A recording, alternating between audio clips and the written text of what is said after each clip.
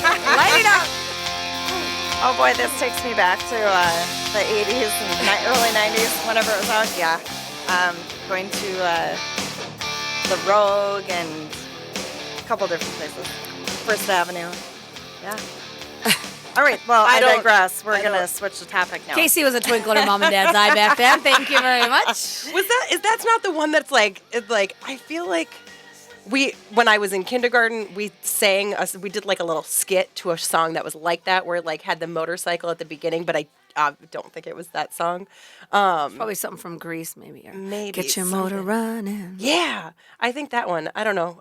I know that song. My sister was an 80s big-haired, banged, permed gal who had her walls covered in Axl Rose and... This just reminds it's totally off the subject, and I don't even know what made me think about it. I was like, is Aretha Franklin still singing the national anthem? Oh, I have no idea. From Thanksgiving Day. Did you watch it? No. It was like the longest national anthem ever. It was? It took her like 10 minutes to sing it, but I digress. Let's go on. It was just a joke, sorry.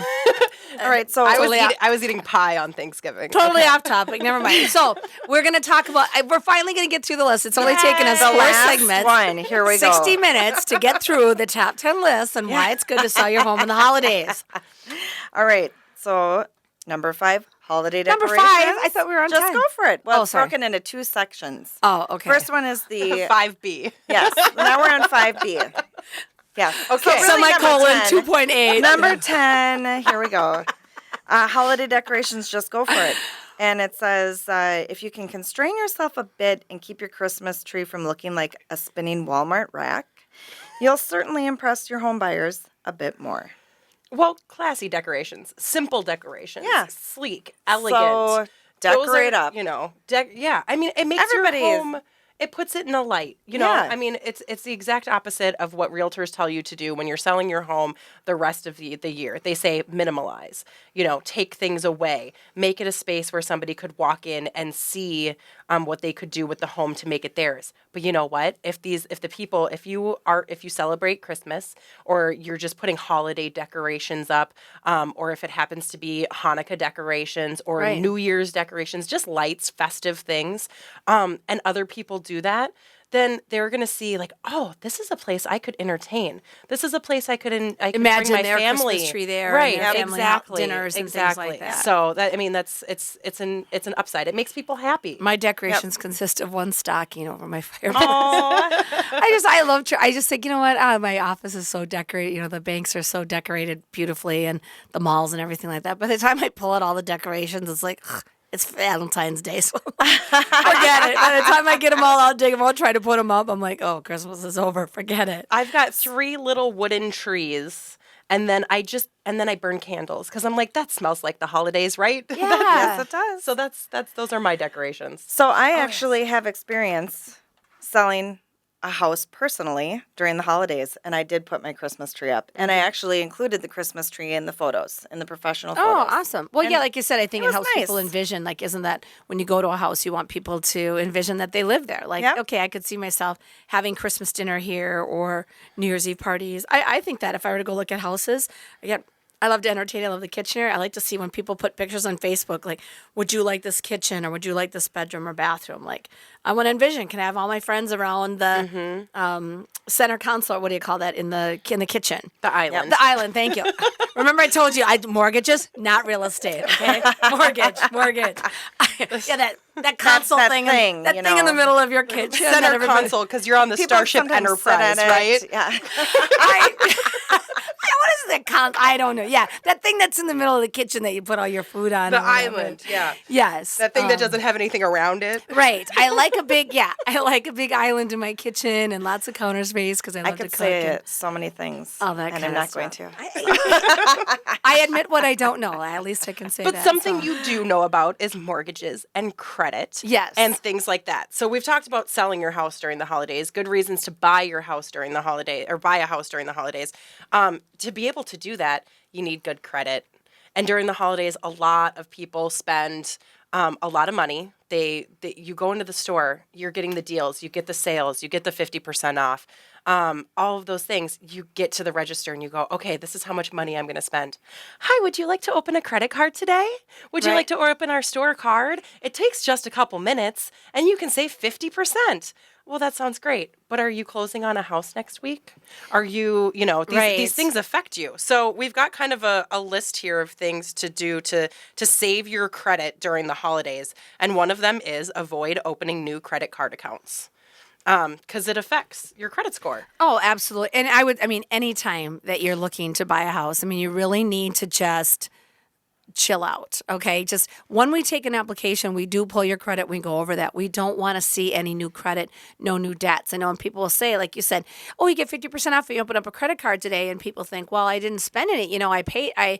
I charged my $500 so I could get the discount, but now I've just paid it off again. I'm okay. Well, if that shows up, we have to re-pull your credit. Now we have to count that as a liability. We have to ask questions, and we have it all the time. Right. And number 2, don't max out your credit cards. Don't open that credit card, max it out, and pay it off right away. Well, or even, we just had this situation come up recently where a customer had money in their bank account for their down payment on their house, had a family emergency, lent the money out to a family member, took a cash advance from the credit card to replenish the money in their accounts until their other family member could pay them back. Well, you don't think it's a big deal. Right, because when they said, the sister paid him back, well, that's my money, but no, it's not your money anymore once it left your bank account. So now that's considered a gift. If that money's coming from the sister, we have to prove she has that money, but that cash advance, that's borrowed funds. I know it's cash going into your account, but that's borrowed funds. So that cannot suffice for your down payment on your house. So you're right, in maxing out those credit cards, that's going to impact your credit score. Yeah.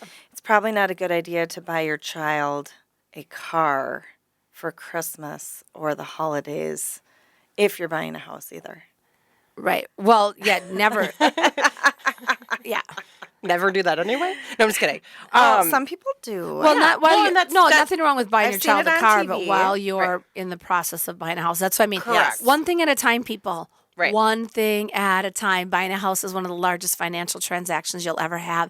And it is a more difficult process. We try to let our customers know. We don't want to make it uncomfortable or stressful for anybody, but we do require, any lender is going to require documentation and information. And because we want to make sure that you're going to stay in that home. Right. Okay? Well, and even if you can afford that home or not, whether you buy your child a car or things like that too, like you want to make sure that if you are buying a home and at any point in time throughout the year, not just the holidays, but when you're doing that, even just for the holidays like this one, number 3, resist the urge to take out loans to pay for the holidays. Mm-hmm. Cash advances, right? Exactly. Or purchasing a car. You might not pay cash for it. You might take out a loan for it. And you're, I took out this loan, but Susie or Mikey are going to pay the payments, are going to make the payments. Well, that's still in your name. Well, and I know Dave Ramsey is a big promoter, I think, on this show, or they have segments with him. And, he talks about paying in cash, feel the money leaving your hands, 20, 40, 60, or that $100 bill to pay for something, really makes you more mindful of your spending, for sure. Absolutely. Well, I think we've talked about a lot today, ladies. Hopefully we've helped so, everybody Is that it out of the there. list? We're done with my list. We've got a minute left. Oh my gosh, seriously? I don't know. I think we need to axe Jason out of here. This is so fun. This is going by so fast. I will stop by anytime you ladies want to invite me. Oh, we love having you. Well, I'm Stephanie Havel with Wells Fargo. You can check out my website, which is just stephaniehavel.com, or give me a call at 612-940-7335. And I'm Dawn Eldridge with Remax.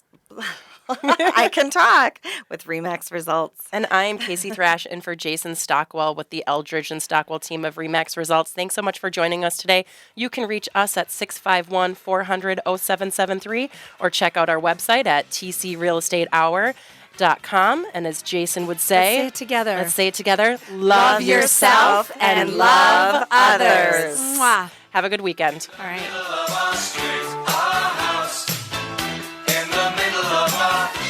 Our house, it has a crowd. There's always something happening, and it's usually